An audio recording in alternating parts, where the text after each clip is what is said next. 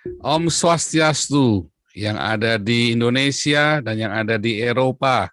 Haleluya, kita senang sekali bisa menyapa Anda kembali. Juga Om Swastiastu bagi yang ada di Amerika, di Kanada, di Afrika, di Rusia, juga yang ada di Australia, New Zealand, dan yang ada di Cina, di Hong Kong, di Taiwan, di Korea, di Jepang, di Thailand, Kamboja, Vietnam, India, dan dimanapun Anda berada, termasuk di Singapura dan ada di Malaysia. Dan kami tidak lupa mengucapkan shalom bagi Papua, bagi NTT, dan bagi Poso. Damai sejahtera Tuhan yang melampaui segala akal akan memenuhi kalian semua. Doa kami selalu bersama dengan kalian dan juga donasi kami. Haleluya. Dan shalom juga bagi Israel.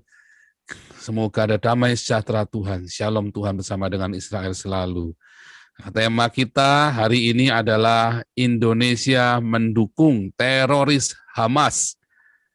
Telah hadir bersama dengan kita para narasumber.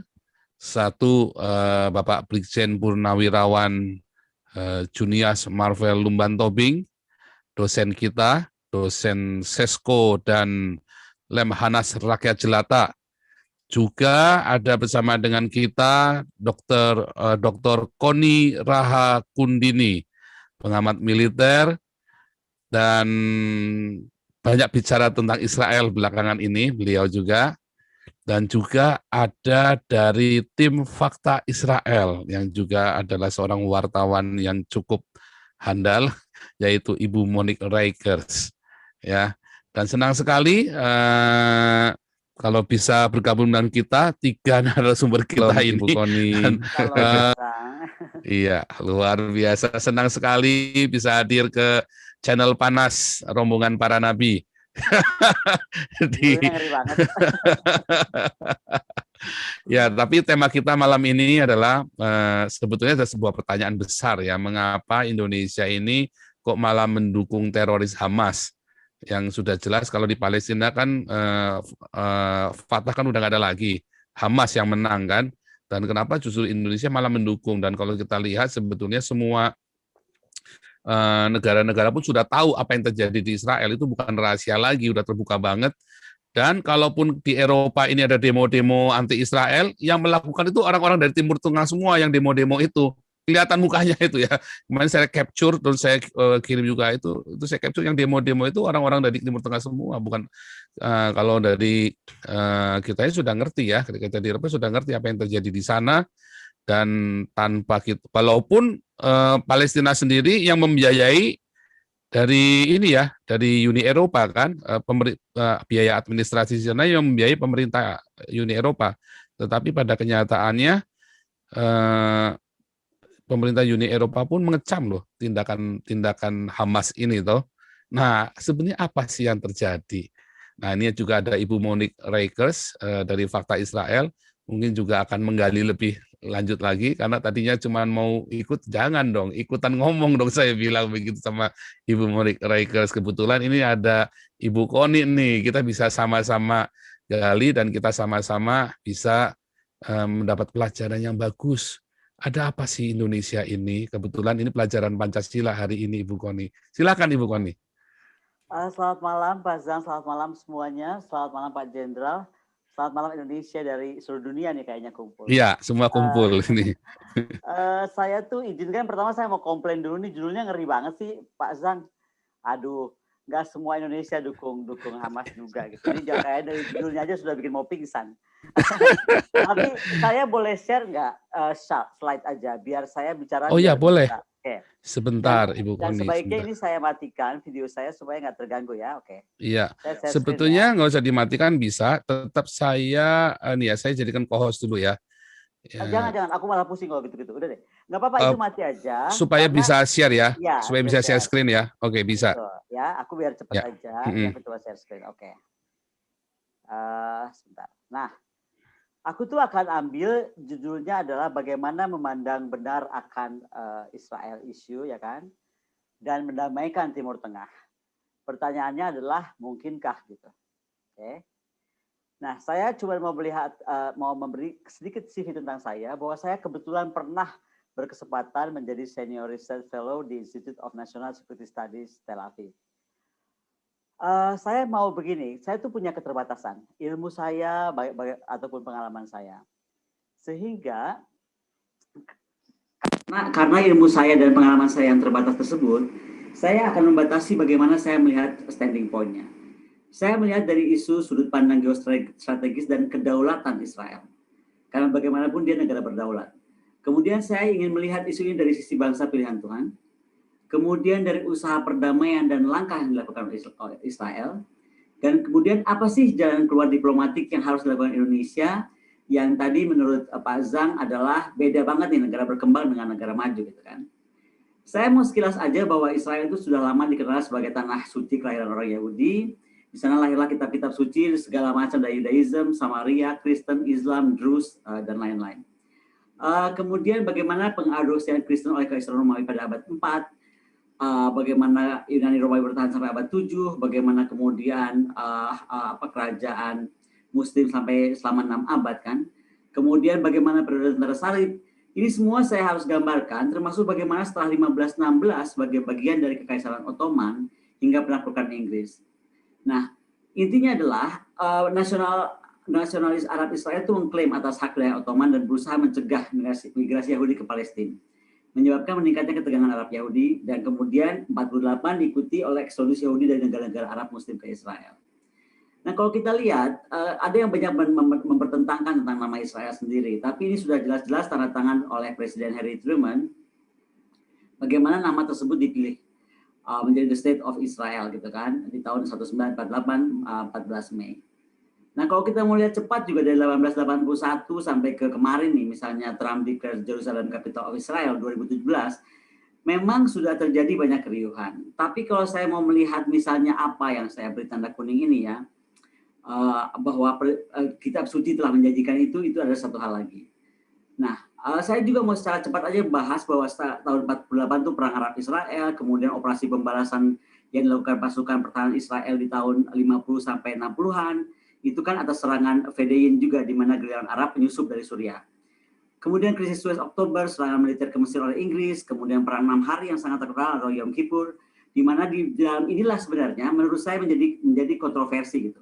Banyak hal yang menganggap bahwa Israel itu mengokupasi. Kalau saya melihatnya lah dia negara baru lahir di serbu negara tetangga, kemudian menang perang, kemudian dia menjadi luas. Ya rasa-rasanya bukan salahnya Israel gitu kan. Kenapa juga dia diperangin? Itu kalau dari pandangan saya. Ada banyak war of attrition, kemudian pemberontakan Palestina di Lebanon, kemudian tahun 78 Israel meluncurkan operasi Litani. Ketika itu invasi ke Lebanon ini dilakukan untuk mengusir pasukan PLO dari wilayah tersebut. Nah, 6 Juni 82 IDF menyerbu Lebanon Selatan. Ini juga untuk mengusir PLO waktu itu.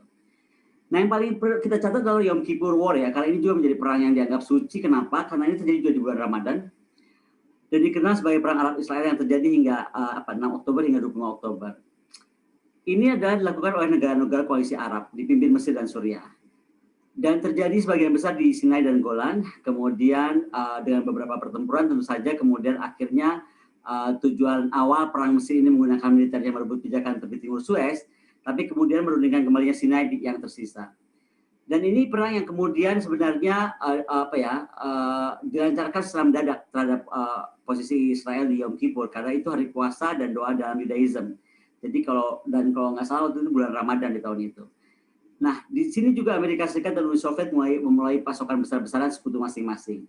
Dan inilah kemudian antara Amerika dan Soviet juga menjadi konfrontasi tersendiri gara-gara hal ini. Nah, inilah terjadi perubahan di tahun pre-67 kemudian post-67 ketika Israel menjadi sukses dalam perang tersebut. Nah, dari 162 negara, dari 193 negara yang anggota PBB mengakui Israel, 31 yang tidak.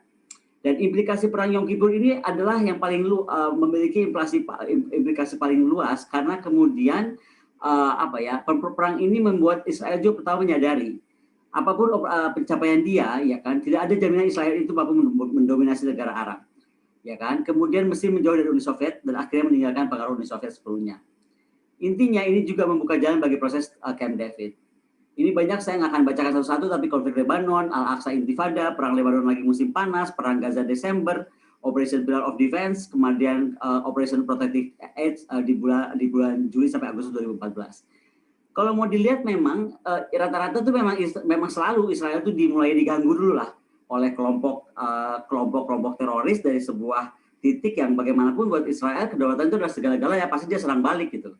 Dan kalau kita lihat Moshe Dayan itu dari dulu sudah bilang bahwa doktrin Israel itu yang paling kuat adalah kalau diserang bertindak seperti anjing gila. Jadi kalau diserang satu ya dia akan serang balik karena dia tuh negaranya kecil banget gitu ya. Nah tapi bicara Israel itu juga kita mesti lihat ada efek Iran gitu. Nah kita kalau bicara efek Iran kita lihat Trump, Eropa dan UEA gitu ya. Arab Saudi ini kan berusaha mendapatkan dukungan internasional untuk membangun koalisi anti Iran. Nah kemudian juga bagaimana dari negara Eropa, dari Amerika, dari Prancis dan Inggris gitu. Logika utamanya bahwa Iran telah memperluas pengaruhnya di kawasan ini dan bagaimanapun sahabat-sahabat Iran, Hizbullah, Hasad, Al-Shabi, dan Houthi memperkuat posisi Iran di Suriah. Dan Irak yang nyaman menciptakan struktur politik baru di dunia Arab. Pergeseran ini mengubah perimbangan kekuatan wilayah tersebut dan mengkhawatirkan bagi Arab Saudi dan Israel. Jadi sebenarnya Trump memberikan nafas baru dalam upaya Arab Saudi dan Israel menghadapi Iran. Iran yang nggak puas dengan krisis regional berlangsung, sering merasa terancam oleh kekacauan Timur Tengah. Bagi Iran, konflik regional yang berkembang ini membawa ancaman langsung ke perbatasannya dengan Irak dan Afghanistan. Maka Teheran juga nggak buta ketika melihat ancaman yang ditimbulkan koalisi anti-Iran di wilayah tersebut. Teheran kemudian mengatasi ancaman melalui kebijakan pencegahan menghindari eskalasi. Nah, coba kita lihat, Iran itu menghindari eskalasi dan bagaimana kemudian di Yaman Iran membatasi keterlibatan militer langsung dalam konflik di Suriah. Intinya Iran tuh nggak mau terjadi eskalasi besar-besaran dengan Israel. Saya bingung kalau kemudian Hamas kok berani-berani sebenarnya. Nah, pangkalan militer strategis Iran, kalau kita mau lihat Iran itu sebenarnya udah kekepung banget gitu ya. Dan Teheran ini akan berhati-hati. Pertama dia akan mendorong eskalasi dengan Israel dan kekuatan Barat itu dia nggak mau. Kemudian pangkalan akan rentan karena mempertahankannya membutuhkan peralatan militer yang canggih dan Iran tidak memiliki itu. Dan ketiga Iran yakin dapat menjaga keseimbangan kekuatan dengan cara menggunakan cara asimetris lah terhadap Israel. Ada structure of UAE versus Iran foreign policy ini dibuat oleh Pak Ade juga hadir di dalam meeting ini. Kalau kita melihat dari sistem thinking ya, saya akan bacakan aja gini. Itu bermula dari Uni Emirat Arab punya national interest yang baru, kemudian mengeluarkan strategic planning mereka.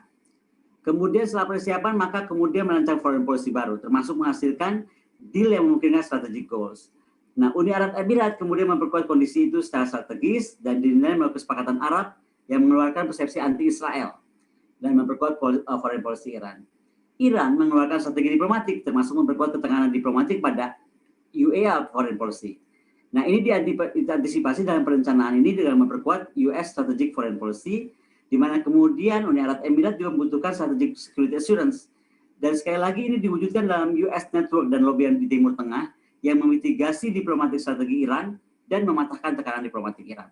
Jadi kalau lihat isu Israel itu nggak sesimpel kita melihat oke, ini Israel, ini Palestina, selesai. Enggak, ada faktor lain berbicara. Faktor Iran ini menjadi sangat penting gitu. Nah, Yerusalem kalau menurut Talmud ya itu adalah bagaimana ada di saya nggak usah bacakan satu-satu tapi misalnya ditulis dalam kitab Raja-Raja, Daud memerintah orang Israel selama 40 tahun, Hebronia memerintah 7 tahun dan di Yerusalem memerintah 33 tahun. Kemudian bagaimana di surat di Raja-Raja 11:42 juga berbunyi lamanya Salomo memerintah di Yerusalem atas seluruh Israel ialah 40 tahun. Intinya kota ini dipilih Tuhan dari segala suku Israel untuk membuat namanya tinggal di sana. Dan ayat ini menambah dari panjang lamanya pemerintahan Israel yang berpusat dan ibu kota di Yerusalem. Di bawah Raja Daud sekitar 40 tahun, Salomo 40 tahun, Rehabeam 17 tahun. Nah, ada nih yang ini kontroversi ini seru nih. Ini kalau menurut ilmuwan Islam Ustadz Arifin Yahya, ada dia memberi masukan lewat WA yang disebar dan ini dibantah oleh Ulil Absar Abdallah. Saya nggak dalam konteks membahas ini karena saya bukan ahli agama. Tapi intinya Ustadz Arifin Yahya juga melihat sesuatu hal yang berbeda misalnya. Meskipun ada yang salah memang, seperti di sini disampaikan tentang bayi suci itu kapan didirikan dan segala macam, ada perbedaan lah. Dia merasa Masjid Al-Aqsa didirikan 70 tahun setelah Nabi Muhammad wafat. Kalau kita tahu ada juga anggapan bahwa Al-Aqsa didirikan 7 tahun setelah Nabi Muhammad wafat. Apapun itu, sengaja saya taruh di sini, saya mau menyampaikan bahwa di dalam orang Islam pun sendiri, di kaum Islam pun sendiri, ilmuwan Islam pun sendiri, melihat itu ada dari segi yang berbeda gitu. Tapi intinya saya percaya bahwa apa yang Ustadz Arifin yang sampaikan di Al-Quran, setahu saya tidak ada satu surat pun yang memerintahkan mengambil alih Yerusalem. Sedangkan di kitab Yahudi dan Nasrani itu disebut beberapa kali bahwa Yerusalem itu tanah Israel adalah tanah yang diberikan Allah untuk mereka. Dan kenapa sebenarnya kalau menurut Ustaz Arifin Yahya, kalau ini betul Ustaz Arifin Yahya, selama ribuan tahun ini semua umat Islam itu menurutnya salah kaprah tentang Yerusalem. Ada doktrin-doktrin Palestina ini adalah perjuangan umat Islam, padahal sesungguhnya ini perjuangan bangsa Arab, bukan perjuangan bangsa Islam gitu. Nah, saya cuma mau bahas begini aja. Kalau disebut fakta Israel sebagai bangsa pilihan Tuhan, saya tuh mau mengambil beberapa contoh, dan sekali lagi ini saya nggak, karena waktu undangan demikian cepat, saya mengambil dari sumber yang saya terima dan saya belum sempat cek ya. Tapi intinya begini, kalau betul kita tuh percaya Israel itu sebagai bangsa pilihan Tuhan, harusnya kalau kita semangat memerangi Israel, itu nggak usah dalam paham dia tentang rebutan tanah Palestina atau Yerusalem deh gitu loh. Atau apalagi mengcorner gitu ya, dengan berita tadi yang dibahas oleh Pak Zhang. Lebih baik bagaimana kita perang dari berlomba memerangi Israel dalam kemampuannya menguasai ilmu pengetahuan. Bagaimana Israel mampu menguasai teknologi. Bagaimana kemudian dia ikut mendorong kemajuan dunia. Dan itu kita nikmati. Nah, lebih baik kita perang ini. Kalau perang ini kita jadi bakal keren. Karena Indonesia kemudian akan berlomba-lomba menuju kebaikan. Berlomba mengejar ilmu pengetahuan, berlomba mengejar teknologi. Bukan berlomba mengejar sesuatu hal yang sejarahnya udah panjang banget, nanti saya akan kasih solusi lah itu. Anyway, janji Tuhan untuk bangsa Israel ini dalam kitab Yosua disampaikan dari segala baik yang dijanjikan Tuhan kepada kaum Israel tidak ada yang tidak dipenuhi, semuanya terpenuhi.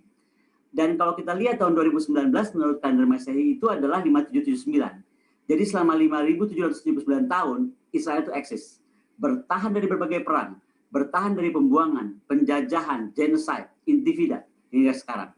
Nah, Tuhan berfirman kepada Musa, beginilah kamu harus memberkati orang Israel. Aspek-aspek kehidupan Israel itu telah menjadi teladan bagi bangsa-bangsa, karena itu dunia tidak punya alasan sebenarnya membenci, mencibir, menghina, meremehkan apalagi musuh Israel. Sebab sekali lagi kalau kita percaya kepada kitab suci, kebetulan saya memang nggak terlalu orang beriman, maksudnya saya nggak terlalu soleh-soleh amat lah. Tapi kalau sama kitab suci saya agak takut gitu. Saya percaya aja gitu bahwa ini adalah bangsa yang dijanjikan dan itu sudah terbukti kok gitu. Nah, kenapa tadi saya ajak kita lihat penemuan yang merubah dunia. Sekali lagi ini kita bisa cek ulang ya. Penemu pesawat, penemu mobil, sepeda, listrik, bola lampu, komputer, Android, Facebook, ya kan, Google, mesin cetak, kemudian jam, radio, ya kan, televisi. Itu orang Israel atau paling tidak ada darah Israel. Kemudian ada yang menganggap WiFi, WhatsApp yang kita sering pakai, ke Instagram, Twitter, ya kan, bom atom, penemu ilmu fisika, lampu. Ini kalau betul, sekali lagi saya belum punya waktu untuk ngecek satu-satu ya. Kemudian bagaimana menemukan alternating current, Nikola Tesla, itu ada darah Yahudi. Kemudian bagaimana penemu medis injeksi, penemu vaksin polio, obat kanker, hepatitis C, obat sifilis, udah banyak banget lah. Kalau diurut-urut udah banyak sekali. Jadi mau saya tantang, kalau betul-betul kita ingin memerangi tanda kutip ya Israel, kita perang ilmu aja deh. Udah pasti kita jadi kedorong pinter. Kita perang teknologi aja lah. Udah pasti kita jadi semangat untuk kemudian melahirkan orang-orang yang mampu melakukan riset riset dan kajian apapun terkait teknologi yang hebat gitu. Nah, kembali kepada Israel.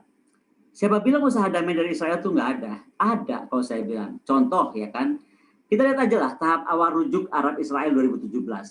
Itu Juni Raja Arab mengundang Perdana Menteri Israel ke Riyadh. Raja Arab loh yang mengundang. Juli, Jenderal Saudi menemui Dirjen Kemlu Israel di Yerusalem. September, ini 2017 ya, pertemuan rahasia antara pejabat kerajaan Saudi dan pejabat senior di Tel Aviv.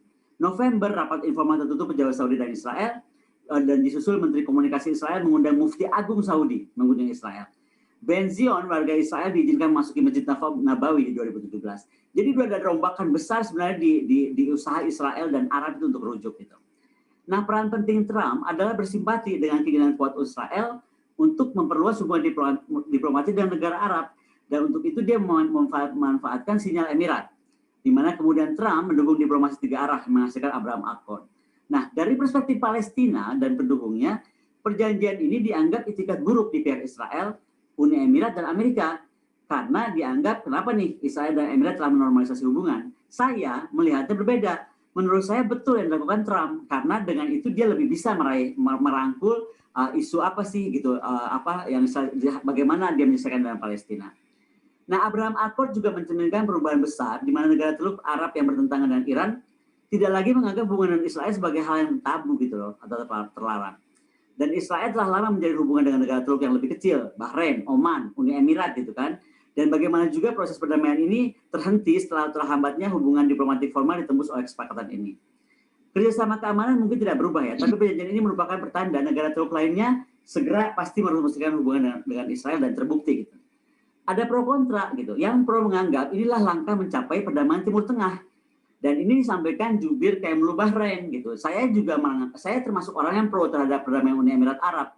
Karena menurut saya inilah langkah mencapai perdamaian. Gimana kita mau damai kalau kita nggak raih gitu lawan kita. Nah, kemudian menghargai pernyataan bersama tripartit antara Amerika, UEA, dan Israel. Dan ini disampaikan oleh Presiden Mesir Abdel Fattah ya. Kemudian perjanjian Uni Emirat Arab Israel adalah langkah bersejarah. Ini menurut jubir Kemlu Oman. Yang kontra, ini menganggap pengkhianatan terhadap Yerusalem, Al-Aqsa, dan Palestina. Dan ini disampaikan oleh jubir Presiden Palestina, Abu Rudaina. Nah, kemudian ada juga kontra terkait normalisasi adalah tusukan dari belakang atau pengkhianatan lah perjuangan Palestina dan hanya menguntungkan Israel. Ini kata jubir Hamas.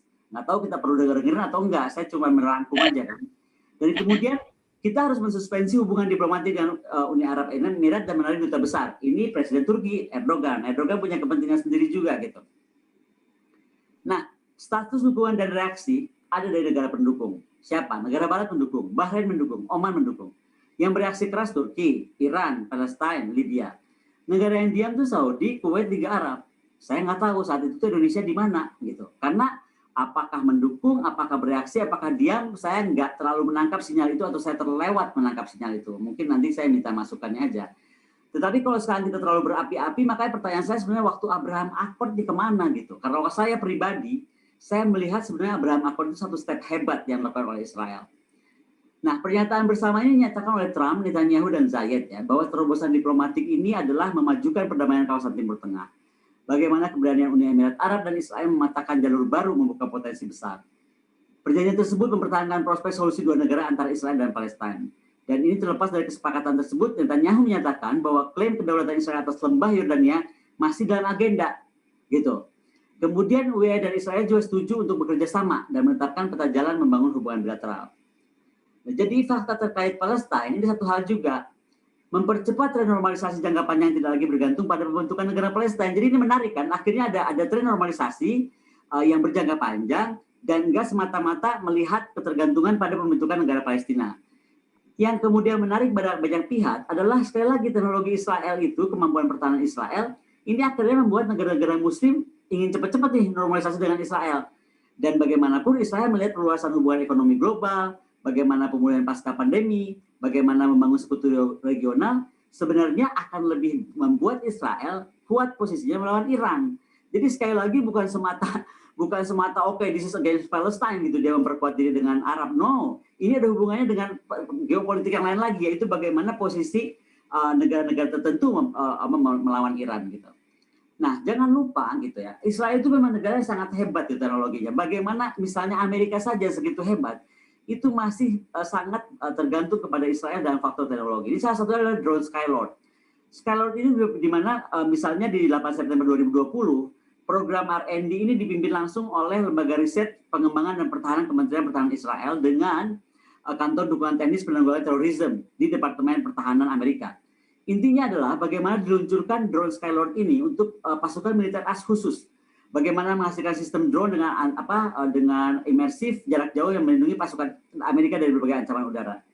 Kalau ini kan 2020, saat saya di Israel dulu, saya melihat bagaimana misalnya rombongan dari Pentagon itu betul-betul melihat kita ke perbatasan Golden Heights, melihat bagaimana tank-tank Merkava dan lain-lain itu dijejer dan anti debu gitu. Saat itu Amerika sedang perang di Timur Tengah, jadi dia perlu bagaimana caranya Israel mampu menghindari kemacetan di kendaraan-kendaraan berat gitu. Ini saya contohkan bagaimana Amerika yang segitu hebatnya pun di R&D itu masih sangat tergantung kepada Israel. Nah, fakta Hamas adalah teroris.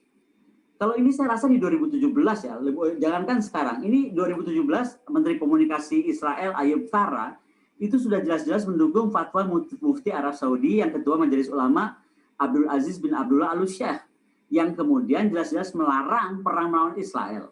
Kenapa? Karena perang yang disebut yang dilakukan oleh Hamas itu memang mesti diperangi karena itu teroris. Hamas itu jelas-jelas teroris.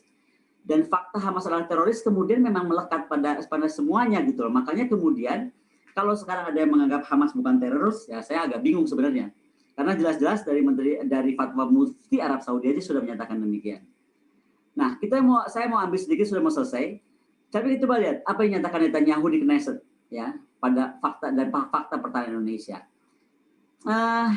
Netanyahu tuh merasa Israel selamat dari Firaun, selamat dari serangan Yunani, Roma, Spanyol, Hitler, Jerman, Holocaust, 7 negara Arab ketika Yom Kippur, ya kan, selamat dari Saddam. Dan makanya Netanyahu bilang kami akan terus bertahan dari musuh yang hadir. Nah, saya bingung kalau Indonesia tiba-tiba dipaksa atau memaksa kehendaknya. Karena kalau buat saya lebih baik kita beresin dulu PR di rumah kita sendiri. Si Padang Ligitan lepas nggak bisa kita ambil lagi gitu loh.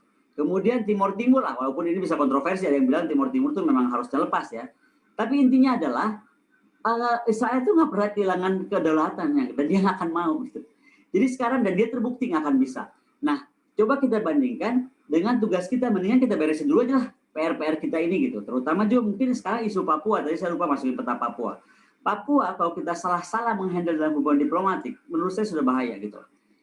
Nah, sekarang terakhir nih, bagaimana membuka hubungan diplomatik Indonesia-Israel? Saya rasa harus dibuka gitu. Saya sepakat dengan Gus Dur. Terobosan diplomatik ini akan mampu memajukan perdamaian kawasan Timur Tengah. Dan sebenarnya ini akan membuktikan kemampuan ulung diplomasi dan visi berani pemimpin Indonesia abad 21. Sekali lagi saya melihatnya itu adalah kenapa mesti dimusuhin gitu. Kita nggak mungkin mendudukan sebuah satu kawan kita berantem kalau dua-duanya nggak kita ajak duduk, kan istilah begitu. Nah, keberanian Uni Emirat Arab dapat ditiru Presiden Jokowi. Karena sebenarnya dengan itu maka kita mampu memetakan jalur politik di Eropa dan Timur Tengah dan membuka potensi pasar kerjasama dengan beragam aspek seperti dilakukan sekarang oleh Uni Emirat gitu. Misalnya saja investasi Israel lewat lembaga dana investasi. Itu kan dibentuk antara Amerika, Israel, UEA dan Bahrain, diawali dari sektor pertanian. Kalau kita bicara sektor pertanian, Pak Jokowi juga sedang dukung tentang pertanian, ketahanan pangan. Nah, kemudian apa? Undang-undang industri pertahanan, undang-undang industri pertahanan pasal undang-undang 16. Bagaimana kita mendukung teknologi dan industri pertahanan? Siapa lagi coba? Israel lah. Wah, Amerika aja ke Israel gitu loh. Moskow aja ke Israel. Nah, terobosan diplomatik Indonesia-Israel kalau mampu membuka hubungan diplomatik menurut saya akan justru membantu percepatan solusi damai dua negara antara Israel dan Palestina gitu. Ini slide saya terakhir. Begini ya. Indonesia itu pernah memimpin dunia dalam aspek diplomatik yang hebat. Ketika kita mampu menerapkan UNCLOS, ya kan? Bagaimana hukum laut dunia itu bisa kita robah dengan UNCLOS. Saya rasa sudah saatnya Indonesia harus kalau mau berbuat sesuatu, buatlah sejarah baru. Contohnya apa? Dudukanlah Inggris, dudukanlah Perancis gitu.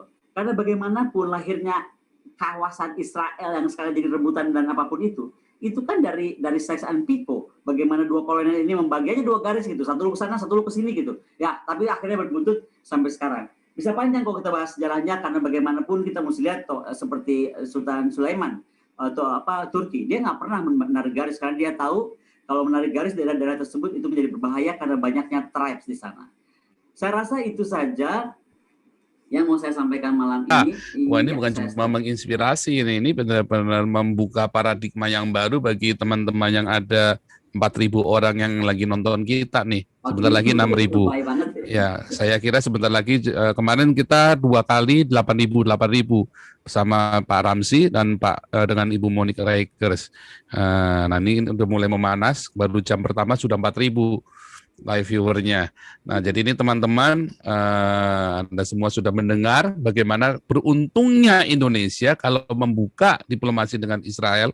Sebetulnya saya mau tampilkan videonya Santo Gus Dur, namun namanya kita nggak cukup waktu nanti ya. Saya cuma mau nanya tadi, apa alasannya Indonesia tidak mau membuka hubungan diplomasi dengan Israel?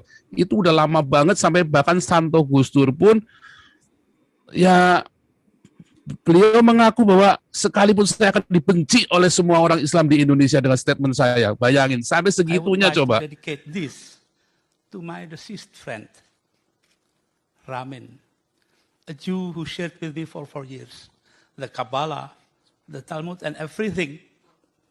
And together, we saw those 9 Jews hanging in the Tahrir Square. I will work ceaselessly until Israel was acknowledged by the Republic of Indonesia. This is important because if we are like to be an honest people,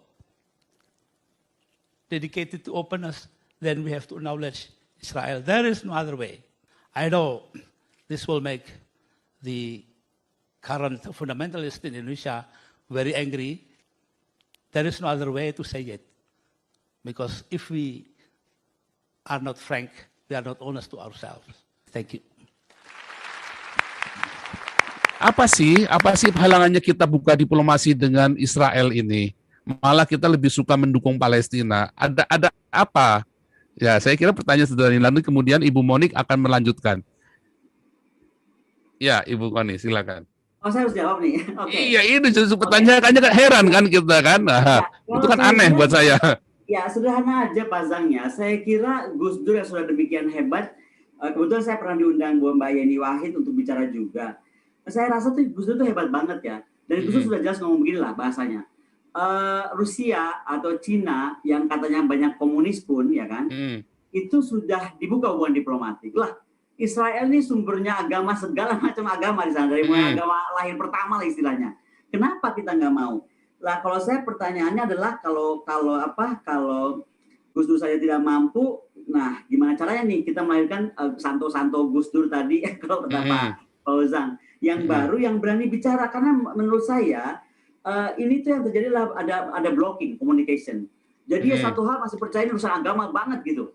Nah ini makanya kita mesti harus terus mendorong, menerang jelaskan bahwa isu ini bukan isu agama. Terus mampu melawan propaganda yang salah. Itu aja saya kira Pak Zang. Karena Gus Dur saat menjadi presiden, saya rasa kemudian waktu itu tidak banyak pendukungnya. Mungkin saya harap sekarang kita bisa berlahan tapi pasti mendukung ini semua terjadi. Tapi sekali lagi kita dengan memahami juga situasi kebatinan masyarakat Islam Indonesia yang jelas segmentasinya lain-lain. Tadi contoh Ustadz Arifin Yahya misalnya kan, menyatakan apa, tapi dibantah oleh oleh Afsar Abdallah kayak gitu. Nah, saya nggak mau terjebak sana karena saya bukan ahli agama Islam. Tapi intinya memang perjalanan kita masih panjang, Pak Zan. Kita masih mesti sabar. Ada satu titik yang belum clear. Alasannya apa? Apakah cuma sekedar propaganda agama sehingga bahkan Gus Dur saja takut? Apa sedemikian hebatnya? Atau jangan-jangan ini dalam pemikiran saya, mohon maaf kalau salah, jangan-jangan memang ada kepentingan menggunakan isu Palestina ini untuk kekuasaan, atau ada dukungan-dukungan tertentu menggunakan isu Palestina, atau bahkan mungkin jangan-jangan pelaku-pelaku teror ini dibiayai sama orang Palestina sendiri nih, dananya dikirim sana, kirim sini balik. Atau ada banyak sekali konspirasi teori, walaupun saya tidak suka dengan konspirasi teori, tetapi dengan bahkan Gus Dur saja tidak mampu melakukan pengakuan terhadap Israel, walaupun ia ingin sekali, bahkan sampai kalau lihat di video itu sampai meneteskan air mata ya waktu ngomong itu ya, begitu miris sekali hatinya itu. Nah ini kan ada yang aneh, Ibu Koni. Kalau saya melihatnya beginilah, mungkin kalau hubungan diplomatik pun terlalu ekstrim ya Pak Zang ya. Karena menduga-duga tadi mungkin saya nggak berani, karena akademisi kan harus data nih. Kalau saya udah baca datanya, ada transfer uang ke sana kemari, saling berkirim teroris misalnya tanda kutip, saya mungkin bisa bicara, tapi saya belum punya data itu. Tapi yang pasti Pak Zang, kalau memang hubungan diplomatik dianggap berat, ya kan, dianggap terlalu ekstrim, why don't we start it like Taiwan? Taiwan itu sama kita nggak punya hubungan diplomatik, tapi kita punya hubungan dagang, gitu. Betul. Dan kalau kita bicara hubungan dagang, kita akan diuntungkan banyak. Contoh alat pertahanan. Sekarang kan kita mesti beli dari negara kedua atau ketiga, nggak bisa langsung ke Israel. Padahal kita banyak loh pakai, gitu kan. Nah itu kan kita jadinya dirugikan karena kita punya harus negara penghubung. Jadi itu contoh saja bagaimana misalnya kalau tidak mau langsung ke hubungan diplomatik, start dari sesuatu yang bisa, hubungan dagang seperti yang dilakukan oleh Taiwan. Taiwan ini sekarang udah bertahun-tahun loh Pak Zan, nggak pernah bilang dia di kantor kedutaan, tapi coba aja main-main ke kantornya, udah lebih kayak kantor kedutaan dan sudah ada di mana-mana juga gitu kantor dagangnya. Saya kira demikian Pak Zan. Oke, jadi memang namanya masih ada satu rahasia besar bagi kita semua. Apa alasannya nggak mau?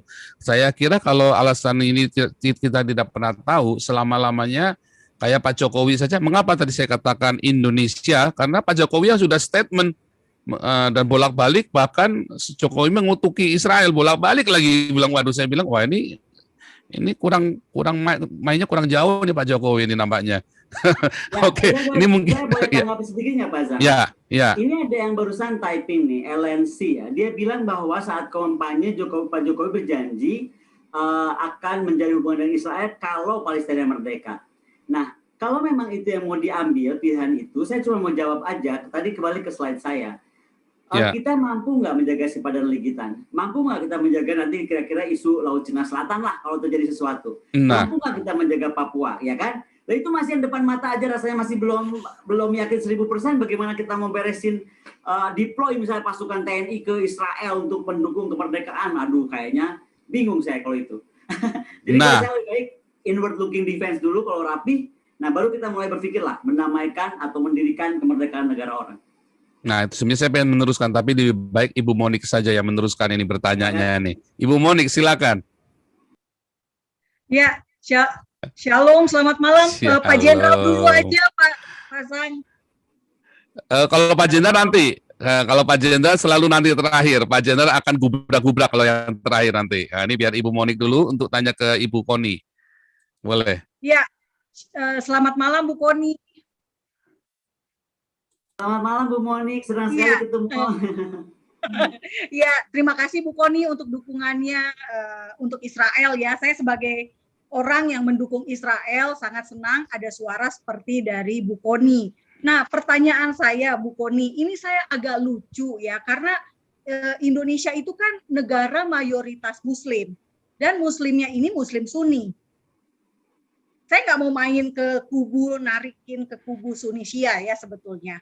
Tetapi bukankah Hamas adalah organisasi teror yang dibiayai oleh Iran? Gitu ya. Itu satu.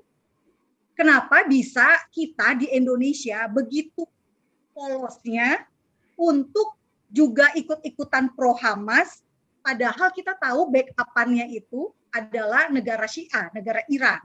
Itu satu.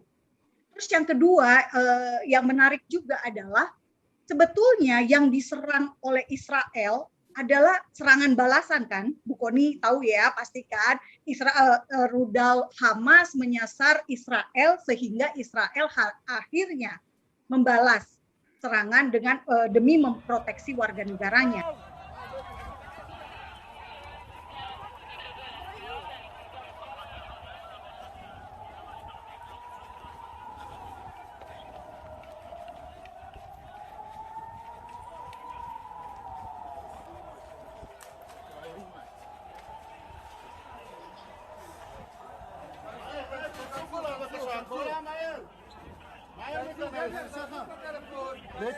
להיכנס.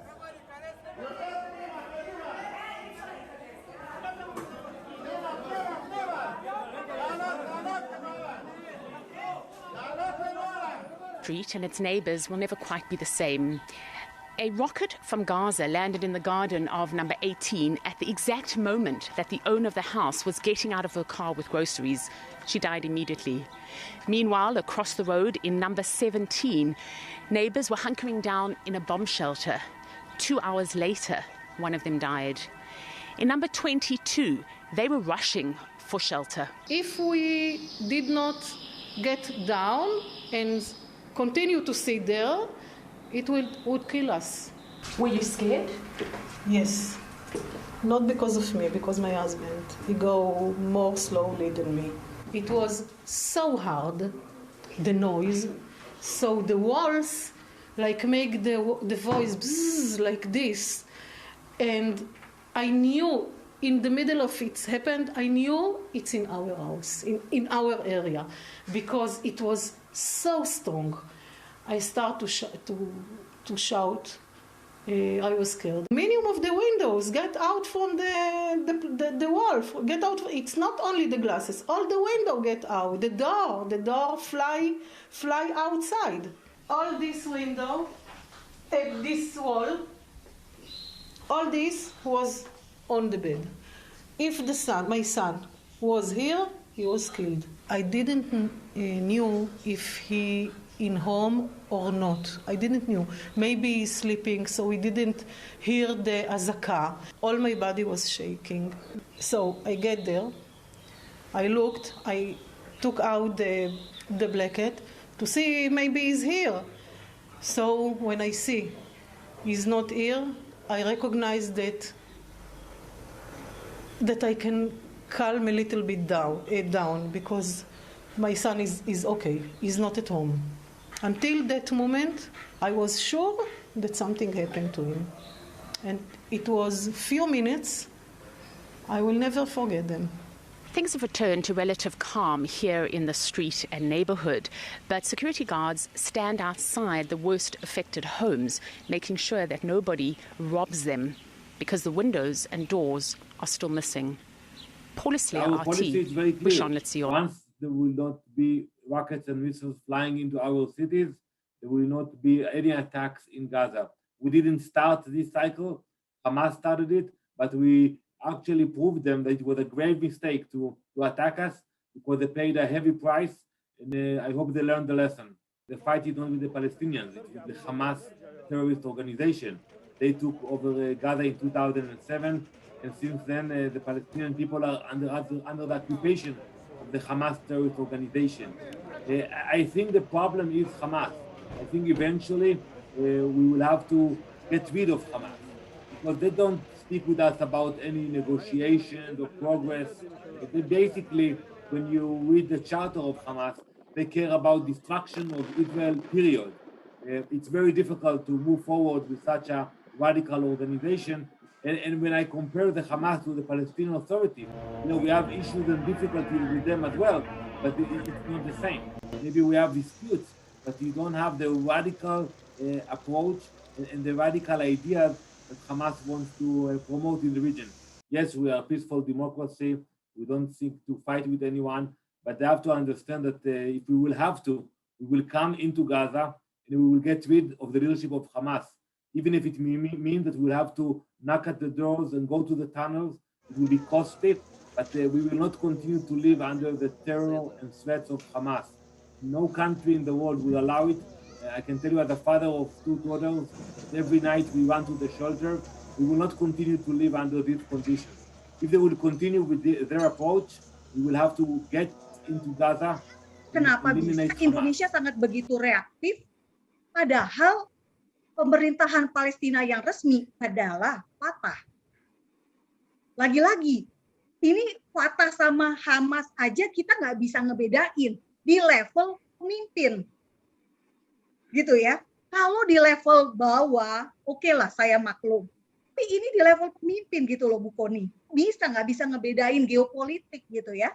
Nggak bisa membedakan satu partai berkuasa di tepi barat, satunya lagi partai berkuasa di Gaza. Nah, pertanyaan saya Bu Koni, apakah pemerintah kita punya pembisik yang kurang cerdas dalam soal geopolitik, atau memang yang tadi seperti Pak Sang katakan, ini ada kepentingan gitu ya, kepentingan memainkan isu sedemikian rupa sehingga merawat kesalahpahaman dan misinformasi ini dari atas sampai ke bawah. Itu aja Bu Koni, terima kasih. Sebenarnya saya itu nggak dalam posisi menjawab Bu Monik loh. Saya justru mendengar paparan Bu Monik. Kenapa saya jadi menjawab Bu Monik? Nah, justru Gini Bu Koni, soalnya gini, bukan maaf juga ya, saya lancang bertanya gini ya, kayak menjebak gitu ya, bertanya. Enggak, soalnya gini, karena memang ini banyak sekali, Pak, saya sendiri nggak ngerti gitu ya, kenapa bisa pemerintah kita seperti ini gitu ya. Mungkin Bapak Ibu yang mengikuti acara ini juga kan timbul pertanyaan, kenapa kok bisa ya pemerintah kita kok kayak nggak ngerti bahwa yang berkuasa itu kan Fatah gitu. Pemerintah Palestina yang Fatah kan gitu. Kenapa yang dibela tuh Hamas gitu, yang jelas-jelas lawan politiknya sih Fatah. Gitu loh. Jadi gini, Bu Monik, kalau saya melihat dari beberapa pertemuan saya membahas tentang Israel, di kita itu benar-benar kita baru ngomong sepotong aja udah langsung wah udah pro Israel gitu. Jadi di kita itu malas baca, malas mengerti, apalagi mau memahami sejarah gitu kan. Jadi itu mungkin juga ada kendala. Yang kedua adalah seringkali ada anggapan Gus Dur aja, tadi juga disitu ditulis, Gus Dur aja nggak jadi presiden lagi karena bela Israel. Itu kayaknya somehow di beberapa pemikiran orang tuh kayak melekat. Jadi itu Israel tuh seperti high hanging fruit, mendingan jangan disentuh lah. Kita mainnya yang low hanging fruit aja gitu. Nah, jadi kalau ditanya sama Ibu kenapa membela Hamas, menurut saya daripada kita perdebatkan itu kenapa membela Hamas, harusnya di kita ini ada semacam orang atau siapapun yang berani menerangkan begini fakta tentang Israel. Kebetulan karena saya pernah tinggal di sana, saya tahu betul orang Israel itu orang-orang yang manis-manis loh, orang baik-baik, asli. Tetapi karena dia tuh memang negaranya kecil ya kan, dari lahirnya udah dikebukin terus kiri kanan, maka kemudian dia itu sensitif sekali gitu. Contoh ya, saya saat di sana tuh ada satu IDF troops hilang, perempuan. Itu tiba-tiba alarm bunyi seluruh Tel Aviv itu. Ada apa nih? Diumumkan ada satu tentara IDF perempuan hilang. Dan Ibu percaya nggak, sorenya itu ketemu itu tentara. Dia tuh ketiduran, jadi nggak balik ke camp. No, this is kayak joking kan? Di kita tentara kita mati di Papua aja, kelas cuma mati berapa gitu loh. Loh di sana Bu, tentara hilang nggak lapor, itu jadi satu alarm negeri kan bisa ribut. Nah, menurut saya ini yang mesti diberi pemahaman bahwa karena Israel itu sangat menghormati itu menjadi demikian penting. Yang kedua, saya pernah berdiskusi dengan salah satu tokoh pers. Dia ngomong gini, lagi ngapain sih Bu Koni katanya, Israel itu membalas dengan rudal, orang dia cuma lemparin roket. Lah, kalau kita pernah tinggal di sana, kita tahu roket dari sebelah itu anak kepala rumah kita gitu. Misalnya saya pernah di Roshanikra kan, Roshanikra itu kan persimpangan dari sana lempar ya kena rumah kita gitu kan. Nah, jadi menurut saya kalau kita dalam perspektif kacamata kita itu seperti Indonesia, memang iya kalau petasan balas lagi sama petasan kan begitu ya Bu ya. Harus ada yang berani membicara bahwa di sana tuh Israel tuh deket banget gitu, kurung gitu. Jadi salah petasannya rumah orang, bayi kita, bayi orang Israel bisa meninggal atau perempuan Israel bisa meninggal. Yang ketiga, saya cuma mau bilang bahwa media juga punya masalah besar gitu. Media luar termasuk. Kenapa sih kalau Palestina langsung diangkat isunya besar-besaran seolah-olah yang berdarah-darah Palestina aja gitu. Israel juga banyak korban kok. Tapi kalau saya melihat Israel itu nggak tipe cengeng, daripada dia berpropaganda dengan drama-drama seperti itu, dia lebih baik memperkuat pertahanannya. Coba kemarin lihat sistem airdrome-nya dia, ini keren banget. Kalau dari faktor kedaulatan, Indonesia harusnya melihat kalau Israel mampu menjaga seperti itu, gimana caranya? Indonesia pun harus mampu gitu. Jadi kalau saya lebih mengarahkannya ke sana, sehingga akhirnya ada pemahaman bahwa kedaulatan di mata kita yang negaranya luas seperti ini gitu kan, saya nggak bisa lihat Ibu mungkin dari timur ke barat saya mesti terbang berapa jam, beda sama Israel yang udah langsung di depan hidung gitu. Jadi petasan sekilas itu bisa dibalas betul-betul dengan dengan sebuah tindakan nyata. Karena sekali lagi kedaulatan buat Israel itu segala-galanya, mengingat lokasinya dan bagaimana sejarah panjangnya. Demikian Bu Monik. Terima kasih Bu Koni. Tegaskan lagi pertanyaannya begini Bu Koni. Apakah waktu Jokowi mengambil keputusan untuk mengutukin Israel atau apapun keputusan Indonesia untuk mensupport Palestina ini, Ibu Koni ini kan sebagai seorang ahli, pernah nggak diajak ngomong atau dimintai pertimbangan seperti itu? Silakan Ibu Koni. Oke, saya jawab dulu dari pertanyaan yang barusan. Iya. Kebetulan kalau untuk urusan ini saya belum pernah diajak. Jadi tidak sejak Jokowi kami tidak di Kemlu. Jadi urusan Israel kebetulan saya belum pernah diundang. Tetapi karena saya mengajar di Disparlu dan Sesparlu Kemlu, beberapa hal saya sudah sampaikan tentang pemikiran saya dan rasanya sih banyak yang mulai terbuka lah atau mau membuka wawasannya dan banyak yang terbuka tapi tidak berani bersuara, akhirnya berani bersuara. Tapi saya mau membahas tadi pertanyaan sebelumnya. Menurut saya kalau kita bicara tentang perundingan, sebuah perundingan itu bisa dilakukan kalau posisi kita setara. Duduk sama rendah, berdiri sama tinggi. Nah, untuk menyetarakan posisi Indonesia, kita harus mampu membuka dulu hubungan diplomatik. Ini menurut saya. Karena bagaimana kita mau bicara kalau posisi kita itu berbeda atau tidak sama gitu kan.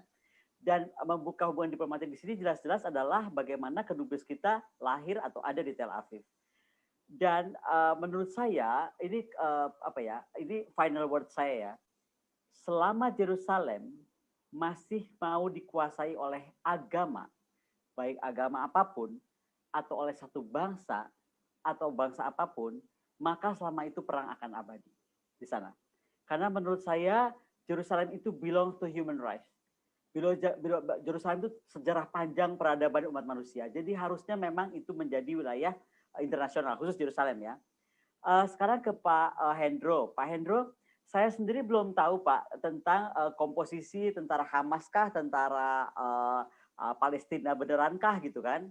Saya sendiri belum dapat sampai ke detail seperti itu.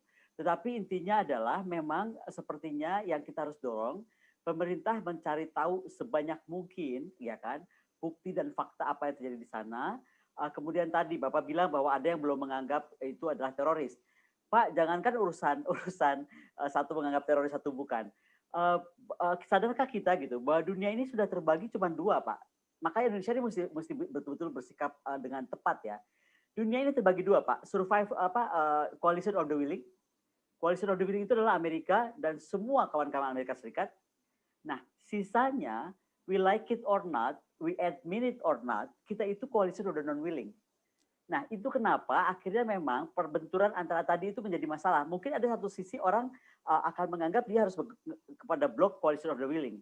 Tapi di lain sisi, seperti Cira tadi kan, posisinya kan agak gampang gitu Pak ya menentukan itu. Karena mungkin dia akan menentukan dulu dia posisinya di coalition of the non-willing gitu. Makanya itu menurut saya, kalau Indonesia tetap bertahan dengan posisi non-bloknya, nggak ada pilihan.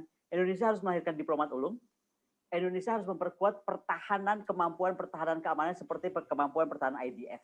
Kalau enggak gimana coba? Di sisi sini ada coalition willing, di sini non willing, terus kita di tengah-tengah ada kemana-mana. Pilihannya kan cuma itu. Jadi nggak bisa ditahan-tahan bahwa kalau itu pilihan kita, ya kita harus survive. Kalau enggak, ya kita juga segera putuskan aja. Apakah kita mau main dengan the coalition of the willing atau non willing gitu. Jadi kembali lepas daripada tadi pernyataan soal dinyatakan teroris atau enggak, saya kira ada kaitannya ke sana Pak Hendro. Jadi tidak sesimpel itu kita melihat. Lanjut ke Ibu Monik langsung. Ya, Pak. Saya agak kurang kedengeran karena ini lagi hujan. Suaranya. Oke, yang tadi pertanyaannya kenapa Amerika, yang terakhir dulu ya Pak. Ya. Kenapa Amerika mendukung Iran?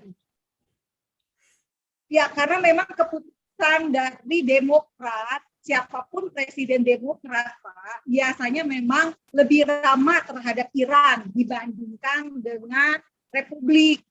Gitu. Makanya ketika Trump kemarin menyetop dana buat Iran, sekarang si Biden mau lagi memberikan dana buat Iran. Gitu. Nah ini jadi persoalan memang karena apa? Iran itu ambisi utama Iran adalah ingin memusnahkan Israel, menghapus Israel dari peta dunia. Dan yang repot gini ya, yang repot di Iran itu tidak ada demokrasi. Nah kalau tidak ada demokrasi, suara saya kedengeran nggak Pak? Kedengeran ya? Masih, okay. Ya. Kalau di Iran itu nggak ada demokrasi, jadi kita sangat sulit mendapatkan informasi yang baik dan sesuai dengan standar pers gitu ya, atau sesuai dengan kaidah jurnalistik. Saya punya pengalaman waktu mau sebetulnya tidak liputan ya, kita hanya beberapa hari saja di Iran. Nah itu saya sebagai orang Indonesia, orang asing yang mau liputan wisata di Iran, itu saya tidak dapat izin pers, Pak Paul dan bapak-bapak itu semua. Padahal Indonesia dan Iran itu ada hubungan gitu ya. Tahun 2011 waktu itu saya mau ke Irannya. Nah, jadi kami tidak bisa meliput. Lalu bahkan saking bahayanya di Iran, kami itu, rombongan kami tidak boleh nginep di hotel. Jadi kami nginepnya di rumah di rumah dubes Indonesia di Teheran. Jadi Bapak bisa bayangkan informasinya tuh sangat gitu ya di sana. Juga waktu saya pas datang ke sana ada sebuah reaktor nuklir meledak di kota kecil di Iran. Tetapi itu tidak ada beritanya, bahkan di berita di koran Iran pun itu juga dimisinformasikan gitu. Bayangin kita tuh sebenarnya nggak tahu isi perutnya si Iran, gitu ya. Dia ngapain? Dia bikin ahli-ahli kimianya bikin apa? Bikin rudal seperti apa? Reaktor nuklirnya perkembangannya seperti seperti apa. Nah, makanya sangat penting buat Amerika untuk tidak jadi sinterklas buat si Iran. Karena semakin banyak dana mereka berikan, maka semakin lancar proyek pengayaan uranium yang akan digunakan oleh Iran ini. Itu satu, gitu ya. Dan lagi secara sebetulnya dulu Iran itu diberikan sanksi kan, sanksi ekonomi, sehingga dia sulit berdagang dengan negara-negara lain. Bahkan sampai dia mau jualan minyak pun mata uangnya tidak laku, gitu. Karena gimana caranya orang tuh berdagang dengan negara yang mata uangnya itu kayak tidak diterima, sementara dia sendiri juga nggak mau pakai dolar misalnya. Saya ke sana bayar visa harus pakai euro. Nah, seperti yang kayak gitulah, Pak. Jadi sekarang kalau Iran akhirnya makin makmur gitu ya, makin makmur karena bantuan dana dari Amerika, yang harus was-was adalah Israel, gitu. Karena jelas-jelas yang disasar pastinya Israel. Nah, yang masalah lagi, Iran ini sudah punya milisi di sekitar semua negara tetangganya Israel. Ada milisi Syiah di Lebanon, ada Hamas yang ditopang oleh Iran di Gaza, gitu ya. Ada di milisi di Suriah, ada milisi di Irak. Nah, inilah yang kita orang Indonesia membela, mendukung Hamas, membela, mendukung Hezbollah, gitu ya. Ya karena musuhnya apa? Musuhnya adalah Israel. Tetapi mereka tidak tahu bahwa sebetulnya secara mazhab berbeda, gitu ya. Iran kan ya jelas aja Syiah, gitu. Jadi ya sekarang kalau misalnya kita harus betul-betul berdoa buat orang-orang Amerika, buat orang-orang Kristen di Amerika agar tidak salah menggunakan uang pajak dari warga negara. Itu sih Pak Paul. Masuk akal juga ya. Jadi memang nampaknya kita jadi tampak sekali jelas kenapa Joe Biden itu begitu ramah sekali dengan Muslim ya. Memang jadi gini, semua presiden Amerika sebetulnya toleran, gitu. Semua presiden Amerika itu kan demokratis kan, sangat toleran gitu loh. Nggak untuk soal ramah sama Muslimnya sih nggak masalah, no problem gitu ya. Tapi ngasih duitnya ini loh, gitu ya, ngasih bantuan dana, terus juga membiarkan ini yang bahaya. Itu kita sebab kita sangat nggak bisa tahu mereka tuh ngapain gitu loh di rumahnya mereka, kan nggak bisa intervensi begitu saja. Amerika badan pengawas nuklir dunia pun susah banget masuk ke Iran. Nah yang seperti itu loh Pak Paul. Jadi ya bagusnya intelijen Israel kan sangat kuat, bagusnya itu. Tetapi juga ya ini dia nih, sekali lagi spiritnya ini kan ngincernya Israel mulu gitu. Jadi emang sengaja hari ini saya baca berita bahwa dengan sombongnya orang-orang Hamas bertemu ya dengan orang-orang Iran, dan mereka itu bilang bahwa kami memang sengaja menghabiskan stok rudal lama kami, gitu ya, stok rudal lama kami habiskan supaya kami dapat yang baru yang lebih canggih. Ini gila loh, sinting gitu ya. Jadi mereka sengaja habisin stok gitu ya. Jadi betul-betul Bapak Ibu kita berdoa, kita minta proteksi karena ini bukan lagi tentang ternyata gitu ya, bukan lagi tentang sesuatu yang sekedar ada kami ingin menyerang karena kalian melakukan ini sekedar balasan. Ini mereka udah benar-benar mau niat. Sudah terlalu banyak hoax tentang Israel dan Palestina, bahkan disebarkan oleh Jokowi dan Menteri Luar Negeri. Ya, jadi maka tugas channel ini adalah meluruskan semua hoax itu.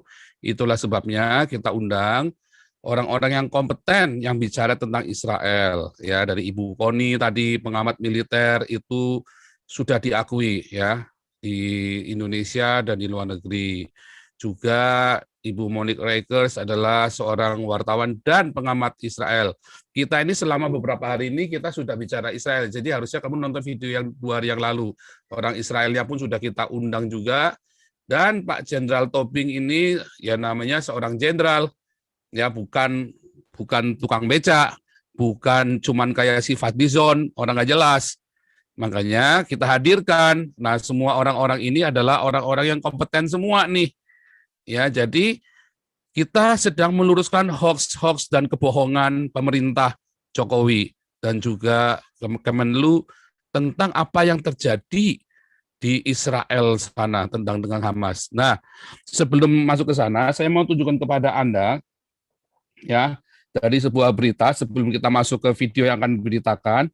Kita akan lihat ya sebuah fakta dari ulama Arab sendiri. Sebentar.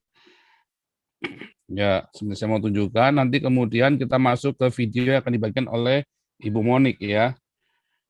Sebentar. Ya, seperti nah ini Hamas sendiri sudah diharamkan oleh dengan fatwa Ketua Ulama Saudi. Hamas adalah teroris dan haram perangi Israel. Jadi Arab Saudi sendiri sudah bertobat.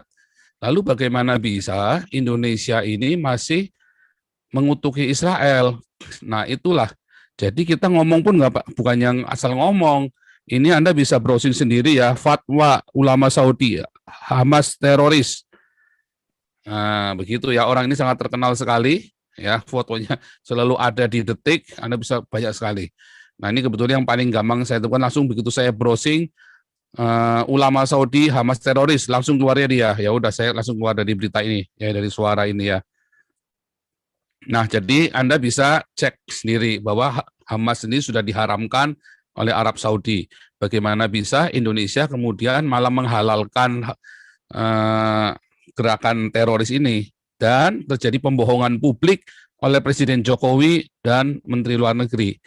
Ya. Dan itu yang sedang kita gugat terus, ada apa sebenarnya? Ya, ada apa? Bahkan negara-negara Arab aja semua sudah meninggalkan Hamas dan Palestina ini. Mengapa terus kemudian Indonesia masih mengotot dengan Palestina ini? Ada apa? Ada hutang apa Indonesia dengan Palestina? Dalam Alkitab seperti Bethlehem, tempat kelahiran Yesus, dan Yeriko, kota pertama yang ditaklukkan Yosua setelah Eksodus, dan Gaza juga diberikan untuk Palestina. Palestina berkewajiban mengakui eksistensi Israel dan menghentikan teror.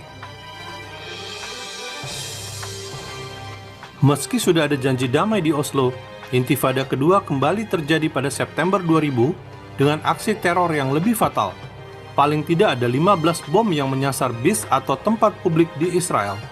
Akibat teror Intifada kedua, Parlemen Israel pada tahun 2004 menyetujui rencana Perdana Menteri Israel Ariel Sharon untuk keluar dari Gaza.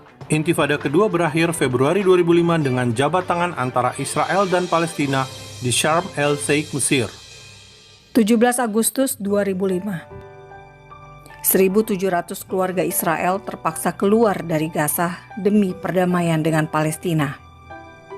17 Agustus 2005. 9.000 orang Yahudi harus meninggalkan kehidupan mereka di Gaza dan merelakan rumah dan kebun mereka dihancurkan. Israel kehilangan 70% sumber ekspor produk pertanian asal Gaza. 20 sinagoga yang ada di jalur Gaza ditinggalkan.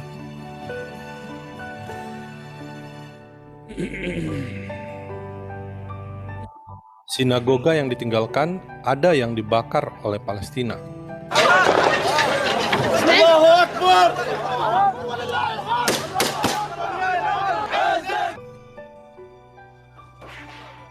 Very glad now because the occupation is go out and Tahun 2007, Hamas menang pemilu di Gaza yang memaksa otoritas Palestina tersingkir dari Gaza. Sejak itu konflik Hamas dan Fatah memanas hingga sekarang.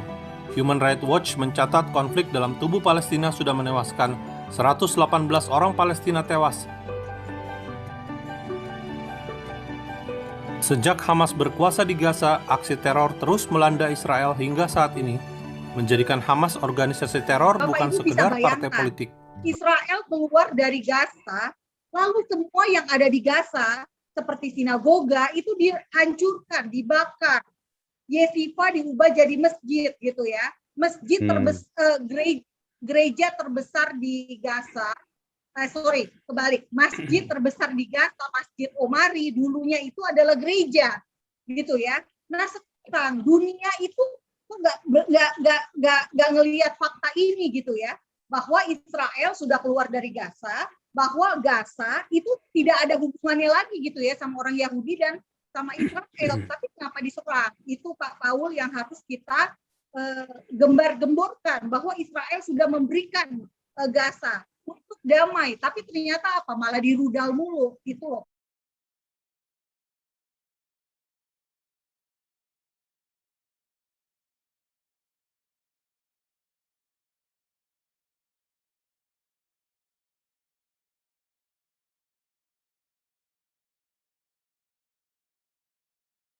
Pesan saya sebetulnya, saya nggak masalah ya dengan Palestina mau jadi negara, nggak masalah sama sekali, itu kan hak mereka juga gitu ya. Dan kita ini bukan nanti sama Arab Palestina loh ya, jangan sampai kita jadi kayak orang yang sebelah, yang rasis sama Yahudi gitu ya. Enggak ya Bapak Ibu, kita menerima mereka sebagai sebuah entitas. Yang kita tolak adalah terorismenya gitu ya. Yang kita tolak adalah kekerasan dan terornya. Jadi saat ini negara kita sedang berperang melawan terorisme. Kita masih memburu mujahidin Indonesia Timur yang menggorok di Poso, di Sigi dan sebagainya. Nah, kenapa juga gitu ya kita malah bersimpati atau berpihak pada teroris yang ada di Gaza gitu kan. Nah ini loh, orang-orang di Indonesia harus disadarkan bahwa stop mendukung terorisme, baik di dalam negeri sendiri maupun di luar negeri. Itu aja. Terima kasih Pak Paul, terima kasih Pak Jenderal. Tuhan Yesus memberkati. Luar biasa.